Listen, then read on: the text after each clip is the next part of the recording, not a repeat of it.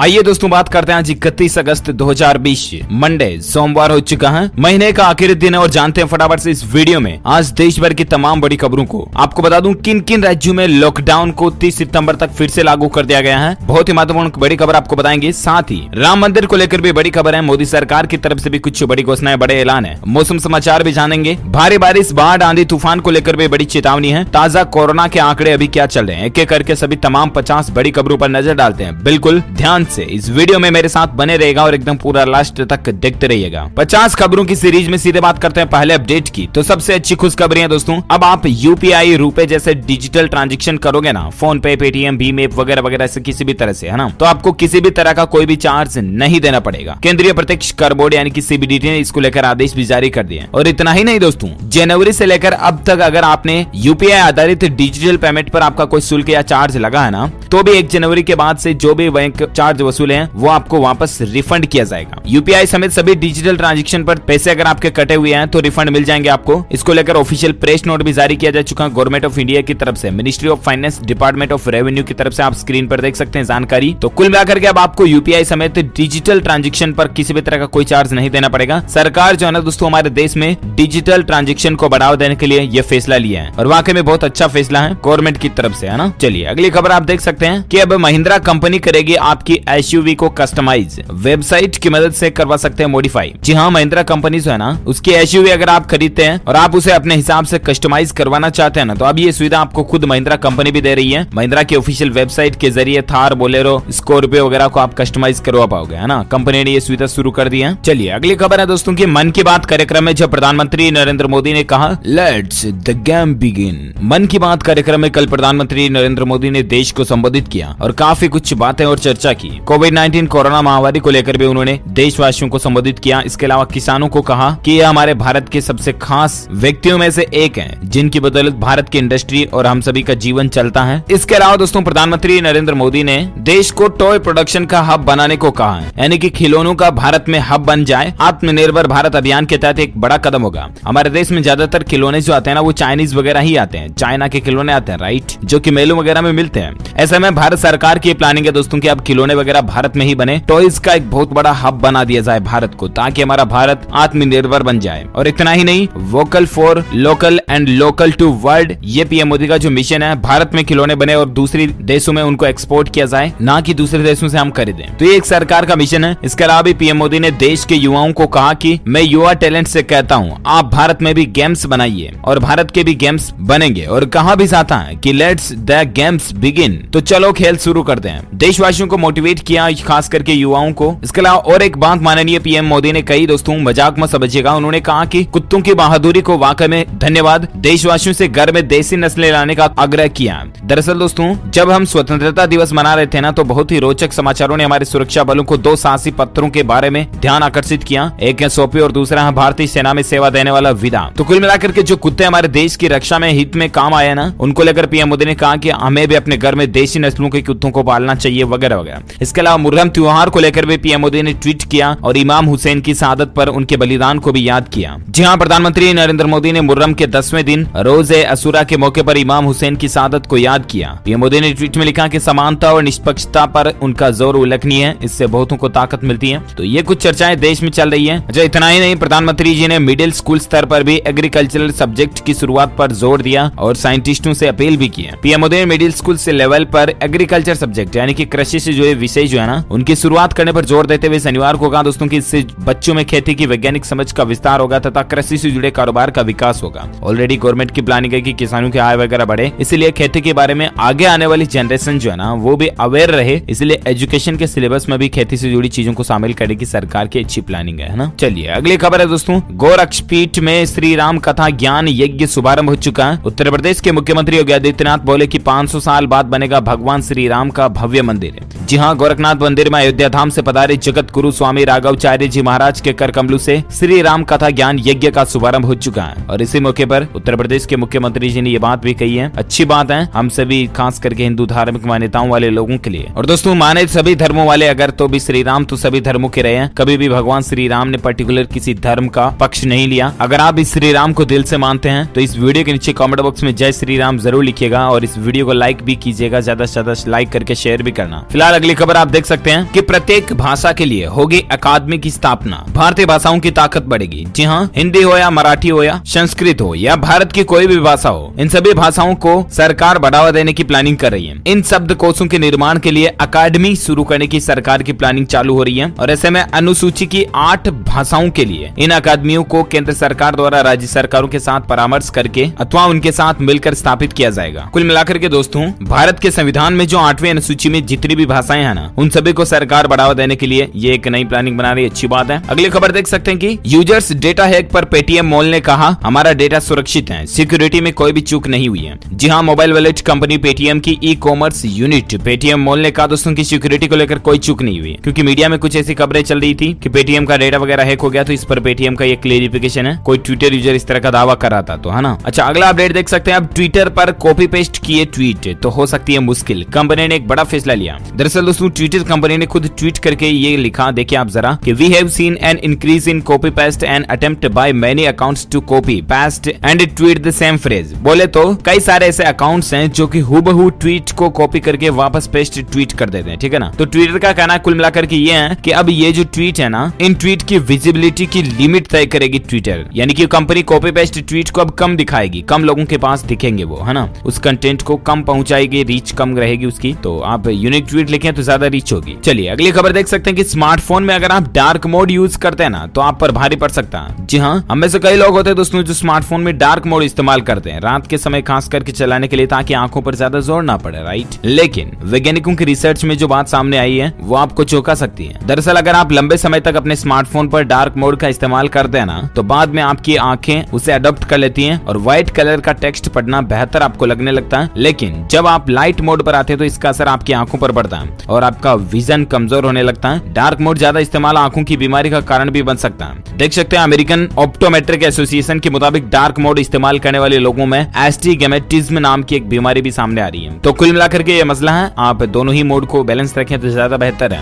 और एक खबर देख सकते हैं, टिकटॉक डाउनलोड करने वालों के लिए भी एक मैसेज आ रहा है, सावधान हो जाइएगा, जरा आपकी मुश्किल बढ़ सकती है। दरअसल जब से भारत सरकार ने टिकटॉक को बैन किया ना, उसके बाद कई बार ऐसे मैसेज भी देखे जा रहे हैं और आजकल खास करके सोशल मीडिया पर व्हाट्सएप के जरिए ऐसा मैसेज वायरल हो रहा है, जिसमें लिखा आ रहा है दोस्तों की TikTok is back in India now, make creative videos again वगैरह ठीकड़ा पूछड़ा। और उसमें नीचे लिंक दी हुई होती है जहाँ लिखा होता है दोस्तों की टिकटॉक प्रो का वर्जन डाउनलोड करो वगैरह वगैरह। तो मैं आपको बता दूं दोस्तों की भारत सरकार की तरफ से टिकटॉक को हाल तक शुरू नहीं किया गया अभी तक, यानी कि आप ऐसे किसी भी लिंक पे क्लिक ना करें, वरना फर्जी एपीके डाउनलोड आपके मोबाइल में हो सकते हैं और वो इंस्टॉल होने के बाद आपके मोबाइल का डेटा खतरे में पड़ सकता है। अगर आपके फोन में आपके एटीएम कार्ड की फोटो वगैरह है या आपकी पर्सनल बैंक डिटेल्स वगैरह रखी हुई है तो वो भी लीक हो सकती है। इसीलिए दोस्तों बी अलर्ट एंड टिकटॉक के नाम से आप किसी भी फर्जी ऐप को डाउनलोड ना करें तो ज्यादा बेहतर रहेगा, है ना। चलिए अगली खबर आप सुशांत सिंह राजपूत केस को लेकर देख सकते हैं। रिया से तीसरे दिन सीबीआई ने करीब 8 घंटे तक पूछताछ की। ड्रग से जुड़े सवाल पर रिया भड़क भी चुकी थी। इसके अलावा भी रिया ने कुछ सवाल पूछे थे, तब रिया ने माथे पर पसीना ला दिया था, फिर सीबीआई पर भी चिल्ला उठी थी। दूसरे राउंड में रिया से एक सवाल पूछा गया था और सवाल ये था सूत्रों के मुताबिक दोस्तों की, तुम सुशांत सिंह राजपूत के साथ लिव इन रिलेशनशिप में थी, एक पत्नी की तरह तुम सुशांत सिंह के साथ रह रही थी और ऐसे में सुशांत की मानसिक हालत को अच्छी तरह समझती होगी, फिर भी तुमने अपनी कोई जिम्मेदारी नहीं निभाई। हम तुमको सुशांत की आत्मजान देने के लिए उकसाने के आरोप में गिरफ्तार क्यों नहीं करें? अगर तुम बेगुनाह हो तो किसी भी वैज्ञानिक जांच करवाने के लिए तैयार हो। इस सवाल पर रिया चक्रवर्ती को गुस्सा वगैरह आ गया और भी कुछ सवाल पूछे कि तुम सुशांत की मौत के लिए अपने आप को कितना जिम्मेदार मानती हो, या फिर क्या सुशांत की मौत का कारण तुम्हारी अचानक हुई बेरुखी तो नहीं है, वगैरह वगैरह काफी ऐसे सवाल पूछे। रिया चिल्ला भी गई, गुस्सा भी गई। तीसरे दिन भी कई सवालों पर रिया से बहस हुई। ड्रग्स वगैरह से जुड़े सवालों पर रिया गुस्सा करने लगी थी। अच्छा, इसके अलावा सीबीआई अपना बराबर काम कर रही है। सुशांत सिंह राजपूत की बहन वगैरह से भी सीबीआई की पूछताछ की प्लानिंग चल रही है। देखते हैं दोस्तों सुशांत सिंह राजपूत केस को लेकर और क्या नया अपडेट या खुलासा देखने को मिलता है, मैं आपको जरूर बताऊंगा DLS न्यूज के ऊपर। फिलहाल आप अगली खबर में मौसम समाचार को लेकर कुछ अपडेट देख पाओगे। मध्य प्रदेश राज्य में भारी बारिश ने तबाही मचा रखी है। अब तक 8 लोगों के जान जाने की खबर है, जबकि 7000 से ज्यादा लोगों को सुरक्षित बचा लिया गया। अच्छा दोस्तों, मौसम को लेकर और एक खबर यह कि राजस्थान, गुजरात, पश्चिम बंगाल में भारी बारिश का अलर्ट है। इसके अलावा असम, मेघालय में भी मौसम एक्टिव रहेगा, है ना। वहीं दोस्तों मौसम विभाग का कहना है कि असम, मेघालय, नागालैंड, मणिपुर, मध्य महाराष्ट्र, कोंकण, गोवा में भी भारी बारिश वगैरह की संभावना है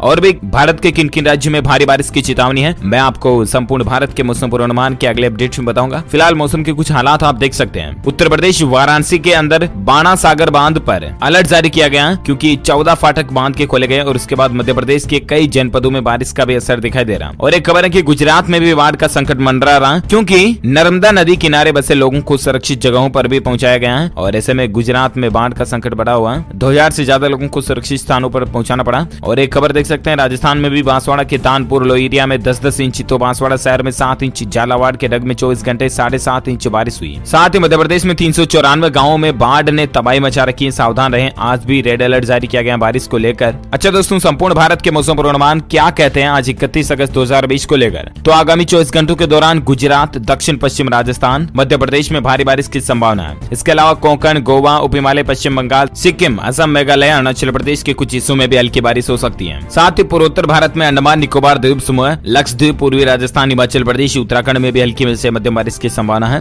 और पश्चिम बंगाल, हरियाणा के कुछ हिस्सों में है ना, पंजाब, उत्तर प्रदेश, तेलंगाना, आंध्र प्रदेश और आंतरिक कर्नाटक में भी हल्के से मध्यम बारिश हो सकती है। ये अगले 24 घंटों के दौरान मौसम विभाग की इन जगहों पर चेतावनी है ना। तो ये तो रहे आज के वेदर न्यूज अलर्ट। अच्छा दोस्तों, आज के पेट्रोल डीजल के रेट की बात करें ना, तो आज फिर पेट्रोल की कीमतों में महंगाई बढ़ोतरी देखी गई। राजधानी दिल्ली में पेट्रोल का भाव पहली बार 82 रुपए प्रति लीटर के पार पहुंच चुका। और बेसिकली अभी राजधानी दिल्ली, मुंबई, चेन्नई, कोलकाता, इंदौर, भोपाल, जयपुर, पटना में पेट्रोल और डीजल के रेट लिस्ट प्रति लीटर कितने चल रहे हैं, तो आप इस टेबल में अलग अलग महानगरों की जानकारी देख सकते हैं। चलिए अगले अपडेट में बात करें कोरोना वायरस को लेकर और लॉकडाउन वगैरह को लेकर क्या बड़ी खबरें चल रही है। तो अपडेट आप देख सकते हैं कि तमिलनाडु सरकार की तरफ से भी 30 सितंबर तक लॉकडाउन को बढ़ा दिया गया। तमिलनाडु के मुख्यमंत्री पलानीस्वामी ने ऐलान कर दिया। जहां देश में कारोबार को पटरी पर लाने के लिए केंद्र सरकार ने अभी कल ही अनलॉक 4 की गाइडलाइंस जारी की थी और 1 सितंबर से हमारे देश में अनलॉक 4 भी लागू होने जा रहा, राइट। और इसी बीच दोस्तों कई राज्य सरकारें जो है ना लॉकडाउन को सितंबर महीने के लिए पूरा बढ़ा रही है। कल ही आपको बताओगा झारखंड सरकार ने भी लॉकडाउन को 30 सितंबर तक बढ़ाया था, मैंने आपको अपडेट भी बताया था। और उसके बाद आज तमिलनाडु सरकार की तरफ से भी 30 सितंबर तक लॉकडाउन को बढ़ा दिया गया। हालांकि कुछ खास जरूरी सेवाएं चालू रहेगी। अच्छा, इसके अलावा हरियाणा सरकार ने यह ऐलान किया दोस्तों कि अब 2 दिनों का लॉकडाउन नहीं होगा, सभी दिन बाजार वगैरह खुले रहेंगे। अनलॉक 4 की गाइडलाइंस जारी होने के बाद अब हरियाणा सरकार ने एक बड़ा फैसला लिया है। राज्य में होने वाला सोमवार और मंगलवार को लॉकडाउन भी अब नहीं होगा, सप्ताह में 7 दिन बाजार खुलेंगे। तो ये हरियाणा राज्य के लोगों के लिए एक अपडेट है और अच्छी खबर भी है। साथ ही अपडेट देख सकते हैं कि कोविड के इलाज में जीवन रक्षक साबित हुई खून को पतला करने वाली सामान्य दवा। जी हाँ, एक सामान्य दवा, रक्त पतला करने वाली एक दवा है कॉमन ब्लड थिनिंग ड्रग जो है ना, वो कोविड-19 के रोगियों के लिए एक संभावित चिकित्सकीय उपचार बनकर उभरी है। डॉक्टरों का कहना है दोस्तों कि दवा एक सीधे लगाए जाने वाले इंजेक्शन के रूप में अस्पताल में भर्ती अवधि को कम करने में मदद करती है और रिकवरी रेट में भी काफी सुधार दिख रहा है। और अचानक होने वाली मौत की दर में 90% तक की कटौती भी ये दवा करती है। तो दोस्तों वायरस की बीमारी के इलाज में ये भी एक वैज्ञानिकों की एक नई खोज है। अच्छा, भारत में कोरोना वायरस के आज के ताजा आंकड़ों की अगर बात करें ना, तो पिछले 24 घंटों के दौरान तकरीबन 78,000 नए मामले देखे गए और उसके बाद संक्रमितों की संख्या 36 लाख के पार पहुंच चुकी है, जिसमें से एक्टिव केस यानी कि सक्रिय भारत में जो मामले हैं ना, वो चल रहे हैं 7,80,000 से भी ज्यादा चल रहे हैं। जबकि भारत में कुल ठीक होने वाले लोगों की संख्या 27,71,000 से भी ज्यादा हो चुकी है। इस वायरस के चलते मरने वालों का आंकड़ा 64,000 से ऊपर पहुंच चुका है, 64,500, 64,600 से ऊपर चल रहा है। तो ये तरह कोरोना का आज का ताजा आंकड़ा, राइट। और आइए अब नजर डालते हैं भारत में कुछ और अलग खबरों पर, जहां बहुत ही इंपॉर्टेंट और महत्वपूर्ण खबरें हैं। इस वीडियो को बीच में बंद मत कीजिएगा। अगली खबर आप देख सकते हैं कि मध्य प्रदेश में 6 साल में 50 इंजीनियरिंग कॉलेज बंद हुए हैं। जॉब न मिलने से घटा छात्रों का रुझान। जी हाँ, आपने कई सारे जोक्स और चुटकुले में सुना होगा दोस्तों कि इंजीनियरिंग कर रहे हो पढ़ाई तो फिर जॉब नहीं मिलती वगैरह वगैरह, छोकरी नौकरी दोनों नहीं मिलती, ऐसे कुछ जोक्स वगैरह सुने होंगे, राइट। तो उन जोक्सों को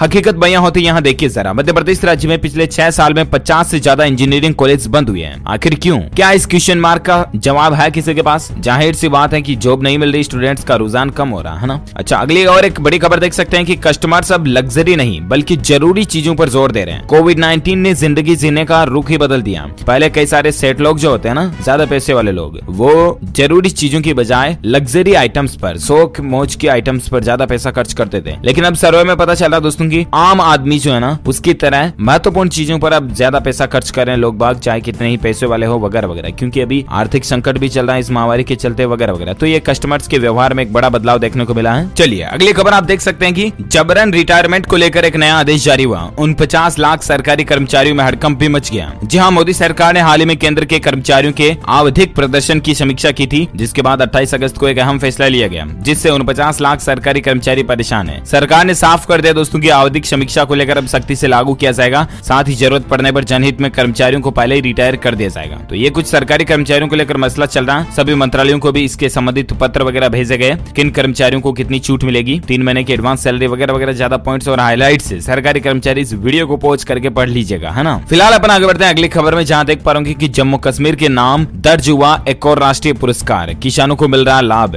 जी हाँ दोस्तों, जम्मू कश्मीर के उधमपुर जिले ने जीविका पहल के क्रियान्वयन को लेकर राष्ट्रीय जल नवोन्मेष सम्मेलन 2020 में एक राष्ट्रीय पुरस्कार प्राप्त किया। और भी ज्यादा जानकारी इसके बारे में देख सकते हैं। और एक खबर है खेल समाचार को लेकर कि सीएसके नहीं खेल पाएगी आईपीएल 2020 का ओपनिंग मैच। बीसीसीआई शेड्यूल में बदलाव करने जा रही है। जी हां, आईपीएल 2020 की शुरुआत से ठीक पहले 3 बार champion team Chennai Super Kings को बड़ा झटका लगा, जब टीम के 2 खिलाड़ी समेत 13 सदस्य कोरोना पॉजिटिव पाए गए। टीम के जो 2 खिलाड़ी पॉजिटिव पाए गए वो दीपक चाहर व ऋतुराज गायकवाड़ हैं। और इसी के चलते ये बीसीसीआई की तरफ से शेड्यूल में बदलाव को लेकर अपडेट है ना। और एक खबर है दोस्तों के साल 2023 में दुनिया में स्मार्टफोन मार्केट के 50% हिस्से पर 5G स्मार्टफोन का राज होगा। ये एक एनालिसिस और आंकड़ा निकल कर आ रहा है इंटरनेशनल डेटा कॉर्पोरेशन यानी कि आईडीसी की एक नई रिपोर्ट के मुताबिक साल 2023 तक मात्र अगले 3 सालों के अंदर अंदर दुनिया भर में स्मार्टफोन मार्केट के 50% हिस्से पर 5G स्मार्टफोन का कब्जा जमा जाने की संभावना है। यानी कि जरा देखिए टेक्नोलॉजी में कितना जल्दी क्विक बदलाव हमें देखने को मिलेगा, है ना। और एक खबर है कि भारत ने दिया एक और कड़ा संदेश, रूस को साफ साफ कहा कि चीन और पाकिस्तान का आना बर्दाश्त नहीं है। जी हां दोस्तों, पूर्वी लद्दाख में चीन के साथ चल रहे सीमा विवाद के बीच भारत ने रूस में आयोजित होने वाले बहुराष्ट्रीय सैन्य अभ्यास कौकास 2020 में शामिल होने से इनकार कर दिया। हाल ही में मीडिया में खबरें आई थी कि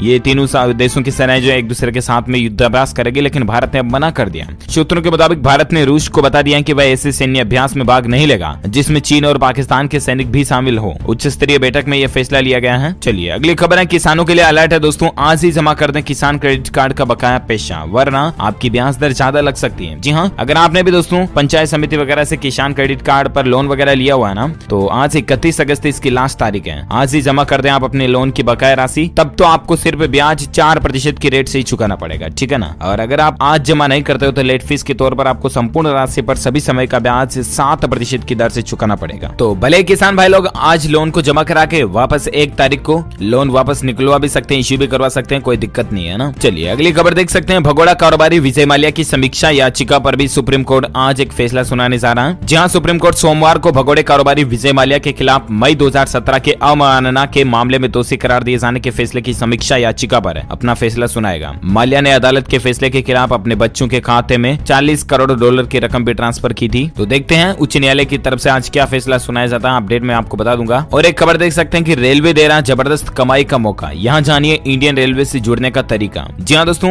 भारतीय रेलवे जो है ना वो पूर्वोत्तर रेलवे जोन में स्थित इज्जत नगर डिवीजन में 38 रेलवे स्टेशनों पर 1389 जन साधारण टिकट बुकिंग सेवक यानी कि JTBS रखे जाने की प्लानिंग कर रहा है। बतौर एजेंट कमाई करने का मौका दिया जा रहा। इन चयनित एजेंट्स को हर टिकट की बिक्री पर कमीशन मिलेगा। ये एजेंट सिर्फ अनरिजर्व टिकट ही बेच सकेंगे। इन टिकट बुकिंग सेवकों की नियुक्ति 3 साल के लिए की जाएगी। वहीं पूर्वोत्तर रेलवे के वाराणसी डिवीजन में 43 स्टेशनों पर स्टेशन टिकट बुकिंग एजेंट रखे जाने हैं। तो आप कुल मिलाकर के ऑफिशियल वेबसाइट ner.indianrailways.gov.in पर जाकर के एप्लीकेशन डाउनलोड करके अप्लाई वगैरह कर सकते हैं और रेलवे के साथ मिलकर काम भी कर सकते हैं, है ना। अच्छा, और एक खबर है कि भारतीय स्टेट बैंक यानी कि SBI के जरिए बुक कीजिए आप टाटा नेक्सॉन इलेक्ट्रॉनिक वर्जन और फ्री में होम चार्जर आपका इंस्टॉल किया जाएगा। जहां अगर आप कार खरीदने की सोच रहे हैं तो देश का सबसे बड़ा बैंक जो है ना भारतीय स्टेट बैंक आपके लिए एक आकर्षक ऑफर लेकर आया है। SBI योनो ऐप के जरिए अगर आप टाटा नेक्सॉन EV बुक करते हैं तो आपको कई सारे आकर्षक ऑफर वगैरह मिल रहे हैं। फ्री चार्जर इंस्टॉल आपको भारतीय स्टेट बैंक की तरफ से मिलेगा। इसके अलावा भी कई सारे आकर्षक ब्याज दर पर, कम ब्याज दर पर आपको लोन वगैरह भी इस गाड़ी के लिए मिल सकता है। तो ये कुछ ऑफर्स हैं SBI की तरफ से। अच्छा, और एक खबर है दोस्तों की month end mobile fest sale चल रही है फ्लिपकार्ट के ऊपर, यानी कि लास्ट 30-31 अगस्त तक के लिए सेल थी। आज इसकी लास्ट डेट है। अगर आप फ्लिपकार्ट के जरिए मोबाइल वगैरह मंगाने की सोच रहे हैं तो आपको कमीशन मिल सकता है इस पर, ठीक है ना, डिस्काउंट छूट वगैरह मिल सकती है। अच्छा, अगली खबर है दोस्तों की LIC पॉलिसी खरीदने वालों के पास एक मौका है। अगर आपकी ऐसी कोई पॉलिसी है ना जो कि डंब हो चुकी है, बहुत समय पहले से बंद हो चुकी है, उस पॉलिसी को अगर आप वापस चालू करना चाहते हो तो LIC आपके लिए एक ऑफर लेकर आया। इस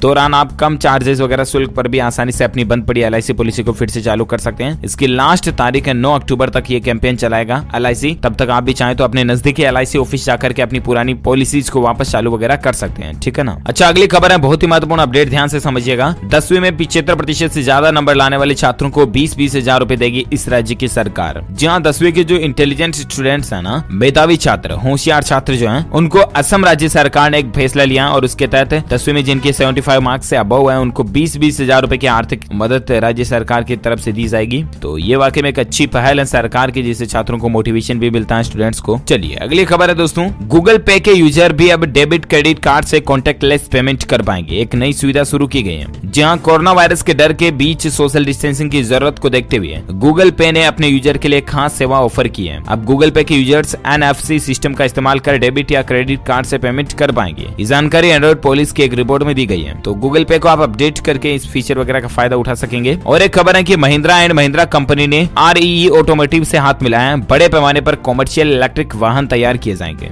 जिस तरह से अभी नॉर्मल टेम्पो वगैरह चलते हैं, फ्यूचर में आपको इस तरह की टेक्नोलॉजी वाले इलेक्ट्रॉनिक टेम्पो वगैरह देखने को मिलेंगे। वायु प्रदूषण भी नहीं होगा, आवाज ध्वनि प्रदूषण भी नहीं होगा और भी कई सारे बेनिफिट्स मिलेंगे। पेट्रोल डीजल तो बचेगा ही है ना। और एक खबर है दोस्तों की लव जिहाद पर भी योगी सरकार सख्त हो चुकी है। कड़ा कानून बनाने की चर्चा और भी ज्यादा तेज हो चुकी है। उत्तर प्रदेश में इन दिनों लव जिहाद का मुद्दा उफान पर चल रहा है और राज्य के कानपुर, लखीमपुर खीरी, बलरामपुर सहित अनेक जिलों से आ रही महिला उत्पीड़न व लव जिहाद पर मुख्यमंत्री योगी आदित्यनाथ ने सख्त कदम उठाने के निर्देश दिए हैं। वहीं इस मुद्दे को लेकर लंबे समय से संघर्ष कर रहे विश्व हिंदू परिषद VHP भी चाहता है कि इसे रोकने के लिए कड़ा कानून बनाया जाए। और देखते हैं अब कुल मिलाकर के यूपी गवर्नमेंट की तरफ से, योगी आदित्यनाथ सरकार की तरफ से क्या नया कानून या नियम वगैरह बनाया जाता है, मैं आपको अपडेट बता दूंगा। और एक खबर देख सकते हैं आपकी सब्जियों की कीमतों में आग लग चुकी है। टमाटर 80 तो 400 रुपए किलोमीटर 400 रुपए प्रति किलोग्राम बिक रही है ब्रोकली। सब्जियां, हरी सब्जियां वगैरह के दाम काफी महंगे चल रहे हैं आजकल, राइट। राजधानी दिल्ली NCR में भी सब्जियों के दाम अब कई सब्जियों के 100 रुपए पार पहुंच चुके हैं। ब्रोकली जैसी सब्जियां 400 रुपए प्रति किलो तक बिक रही है। आखिर क्यों बढ़ रहे हैं? तो इसके पीछे कुछ वजह, कोरोना महामारी भी चल रही है और बाकी कुछ आर्थिक मंदी तो है देश में अभी इस महामारी के चलते, तो ये कुछ मसला चल रहा है। अच्छा, और एक खबर है एजुकेशन न्यूज को लेकर कि बिहार में 9 सितंबर से ऑनलाइन होगी STET की पुनर्परीक्षा। ये गलतियां ना करें वरना आप एग्जाम ना दे पाएंगे। जी हाँ, बिहार विद्यालय परीक्षा समिति द्वारा माध्यमिक शिक्षक पात्रता परीक्षा की पुनर्परीक्षा 9 से 21 सितंबर तक आयोजित की जाएगी। इसके कुछ रूल्स एंड रेगुलेशंस हैं। चप्पल पहनकर आने वालों को ही प्रवेश वगैरह मिलेगा। इसके अलावा 1 घंटे पहले एक परीक्षा केंद्र पर प्रवेश करने की अनुमति होगी। हर परीक्षा केंद्र पर जैमर वगैरह लगाए जाएंगे। शारीरिक दूरी का पालन करना पड़ेगा और मास्क वगैरह भी लगा कर जाए तो ज्यादा बेहतर है। अच्छा, एजुकेशन न्यूज को लेकर और एक खबर है कि राजस्थान हाईकोर्ट में वैकेंसी भी निकली हुई है। 12वीं पास के लिए नौकरी पाने का मौका है। HCRAJ.nic.in ऑफिशियल वेबसाइट है, जिस पर जाकर के आप ऑनलाइन अप्लाई कर सकते हैं। दरअसल राजस्थान हाईकोर्ट में ड्राइवर के पदों के लिए वैकेंसी निकली है, जिन पर लास्ट तारीख ही आज ही है, इसलिए मैं आपको ये अलर्ट बता रहा हूँ। हालांकि पोस्ट बेहतरीन है लेकिन लास्ट डेट आज है, तो आप अप्लाई कर सकते हैं आज, ठीक है ना, अगर आप इंटरेस्टेड हैं तो। और एक खबर देख सकते हैं दोस्तों की गुजरात में बनेगा दुनिया का सबसे बड़ा टॉय म्यूजियम। जी हाँ, गुजरात में 1500 करोड़ की लागत से दुनिया का सबसे बड़ा टॉय म्यूजियम, बोले तो खिलौनों का संग्रहालय बनाया जाएगा। दुनिया का सबसे बड़ा, है ना। गुजरात के गांधीनगर से बच्चों के लिए एक अच्छी खबर है। गुजरात में विश्व का सबसे बड़ा टॉय म्यूजियम बनने वाला है। इसके लिए 30 एकड़ जमीन भी आवंटित की गई है और इसे गुजरात की चिल्ड्रन यूनिवर्सिटी के बाल भवन प्रोजेक्ट के तहत बनाया जा रहा है। यहाँ प्राचीन काल से लेकर आधुनिक काल तक के 11 लाख से ज्यादा बच्चे खिलौने के प्रतिष्ठित किए जाएंगे, तो ये अच्छी पहल है। और ओके दोस्तों, इसी के साथ ही आज दिन भर की तमाम बड़ी खबरें, मुख्य समाचार, टुडे ब्रेकिंग न्यूज का वीडियो फिनिश होता है। आप मुझे नीचे कमेंट करके जरूर बताएगा कि आपने भी दोस्तों बचपन में खिलौनों वगैरह को, गेम्स वगैरह से जरूर खेले होंगे, राइट। और ऐसे में आपको सबसे अच्छा खेल गेम कौन सा लगता है, यानी कि आपका पसंदीदा खेल कौन सा, which is your favourite game, मुझे नीचे